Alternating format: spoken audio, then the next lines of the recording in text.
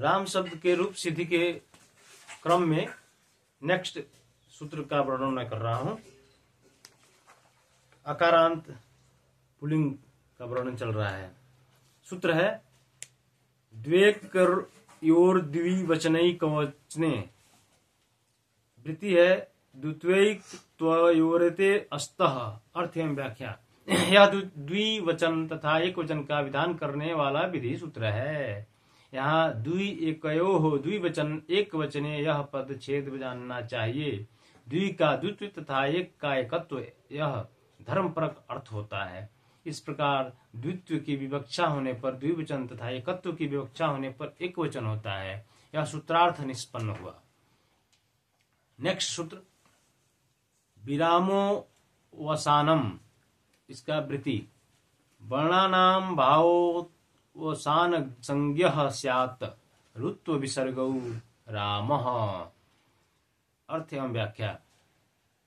इस सूत्र के द्वारा अवसान संज्ञा की जाती है। विरामः अवसानम यह पदच्छेद है। विरमणम विरामः इस भावपरक व्युत्पत्ति के अनुसार वर्णों के उच्चारण के अभाव को विराम कहते हैं। वर्णों के उच्चारण के अभाव को क्या कहते हैं? विराम कहते हैं। इस प्रकार वर्णों के अभाव की अवसान संज्ञा होती है। यह सूत्रार्थ क्रिया किया जाता है। जैसे राम और यहाँ पर रामर में जो मतलब र के नीचे हलंत रहेगा, साइलेंट हो जाएगा। यहाँ पर अंत्य र की अवसान संज्ञा होती है। ऋत्व विसर्गौ रामः का तात्पर्य है राम स के नीचे हलंत। ऐसी स्थिति में अंत्य स के स्थान में रु आदेश तथा उ की संज्ञा के बाद र के स्थान में खरवसानो विसर्जनीय सूत्र से विसर्ग करने के बाद रामः रूप की सिद्धि होती है। दो राम व्यक्ति रूप अर्थ का बोध कराने के लिए दो राम शब्द का राम राम प्रयोग प्राप्त होता है। अक्सर लोग गांवों में नहीं कहते हैं, चाहे हर जगह राम राम जी उसी का। इनमें से एक राम ही शेष रहते हैं। इसी प्रकार तीन राम व्यक्ति रूप अर्थ का बोध कराने के लिए भी एक राम ही शेष रहे। तीन राम शब्द का प्रयोग न हो इसलिए अग्रिम सूत्र बनाया गया है। अग्रिम सूत्र क्या है? स्वरूपाण मेक शेष एक विभक्तौ वृत्ति। इसका वृत्ति देखिए, एक विभक्तौ यानी स्वरूपाण्येव दृष्टानि तेषामेक एव शिष्यते। अर्थ एवं व्याख्या। यह विधि सूत्र है। यह क्या है? विधि सूत्र है।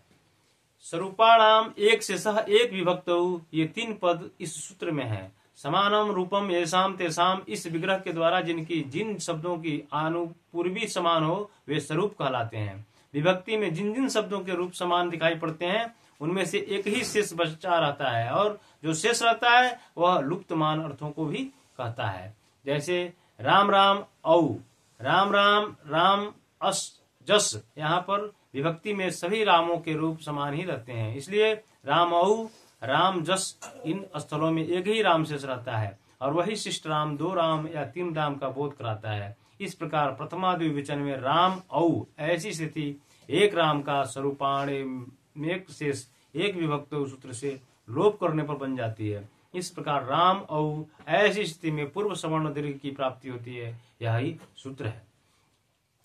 नेक्स्ट सूत्र देखिए, प्रथमयोः पूर्व सवर्ण वृत्ति है इसका। अकः प्रथमा द्वितीयायोरचि पूर्व सवर्ण दीर्घ एकादेश स्यात् इति प्राप्ते। अर्थ एवं व्याख्या। यह विधि सूत्र है। प्रथमयोः यह षष्ठी विभक्ति द्विवचन का रूप है। क्या है? षष्ठी विभक्ति और द्विवचन का रूप है। पूर्व सवर्ण यह प्रथमा का एक वचन है। इस प्रकार इस सूत्र में दो पद हैं। यहाँ पर अकः सवर्णे दीर्घ, इस सूत्र से अकः एवं दीर्घ इन दोनों पदों की इको अड़ची सूत्र से अचि पद की अनुवृत्ति होती है तथा एक पूर्व प्रयोग इसका भी अधिकार आता है। इस प्रकार अक से अ इ उ रि लिरि से प्रथमा द्वितीय संबंधी अच पर में होने पर पूर्व सवर्ण दीर्घ एकादेश होता है। यह सूत्रार्थ निष्पन्न होता है। इस सूत्र में प्रथमयोः से प्रथमा द्वितीय पदवाच्य का ग्रहण किया जाता है। जैसे उदाहरण ले लीजिए, जैसे हरि प्लस औ, इस स्थिति में अक है, हरि का इकार, उससे पर में प्रथमा द्वितीय संबंधी अच है औ। इस प्रकार पूर्व पर ई प्लस औ के स्थान में पूर्व का सवर्ण दीर्घ ई आदेश हो जाता है और हरि रूप बनता है। जिस प्रकार हरि में पूर्व सवर्ण दीर्घ होता है, उसी प्रकार राम प्लस औ यहाँ पर भी पूर्व सवर्ण दीर्घ आ प्राप्त है, किंतु उसका निषेध करने के लिए अग्रिम सूत्र आता है। सूत्र है नादीची। ये बहुत इंपॉर्टेंट सूत्र है, इसको रट लेना चाहिए, ये आता है एग्जाम में। वृत्ति, इसका वृत्ति देखिए, आदिची न पूर्व सवर्ण दीर्घ वृद्धि रेचि रामो। अर्थ एवं व्याख्या, यह विधि सूत्र है, न आत अचि, यह पद छेद है। इस प्रकार सूत्र में 3 पद हैं। यहाँ प्रथमयो सुपूर्व सवर्ण, इस सूत्र से पूर्व सवर्ण की तथा अकह सवर्ण दीर्घ से दीर्घ पद की अनुवृत्ति होती है। इस प्रकार अवर्ण से इच पर में होने पर पूर्व सवर्ण दीर्घ एकादेश नहीं होता। इच यह प्रत्याहार है। इस प्रत्याहार में ई उ री लिरी ए औ ए वर्ण आते हैं। इस प्रकार राम प्लस औ ऐसी स्थिति में प्रथमयो पूर्व सवर्ण से प्राप्त पूर्व सवर्ण दीर्घ का नादीची सूत्र से निषेध कर दिया। वृद्धि रेचि से वृद्धि कर देने पर रामो यह रूप बन गया। सूत्र बहुसु बहुवचनम, इसका वृत्ति देखिए, बहुत्व विवक्षायाम बहुवचनम स्यात्। अर्थ एवं व्याख्या, इस सूत्र में 2 पद हैं। बहुसु यह सप्तमी विभक्ति का बहुवचन है तथा बहुवचनम यह प्रथमा विभक्ति का एक वचन है। यहाँ बहु शब्द का बहुत्व रूप धर्म अर्थ है। इस प्रकार बहुत्व की विवक्षा होने पर बहुवचन होता है, यह सूत्रार्थ होता है।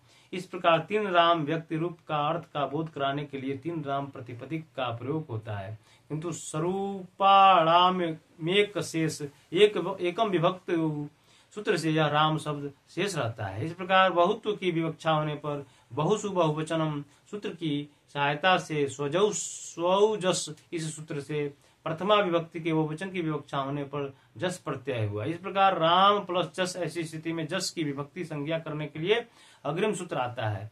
विभक्ति अश्च तथा जस के आदि जकार की संज्ञा करने के लिए अग्रिम सूत्र चुटू आता है। चुटू शब्द, चुटू जो सूत्र है, ये भी बहुत इंपॉर्टेंट है, यह अक्सर परीक्षाओं में पूछा जाता है।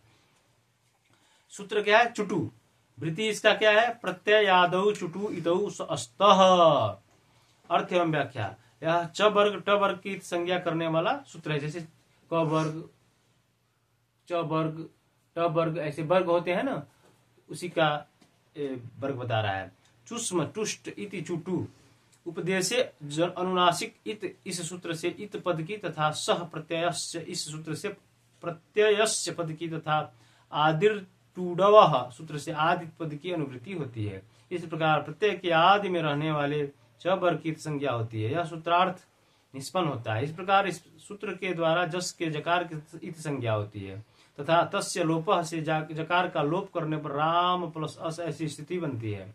जस के सकार की भी हलंत्य सूत्र से संज्ञा प्राप्त होती है, किंतु हलंत्यम सूत्र का निषेध करने पर हेतु अग्रिम दोनों सूत्र प्रवृत्त होते हैं। अग्रिम दोनों सूत्र दूसरे वीडियो में हम करेंगे। धन्यवाद।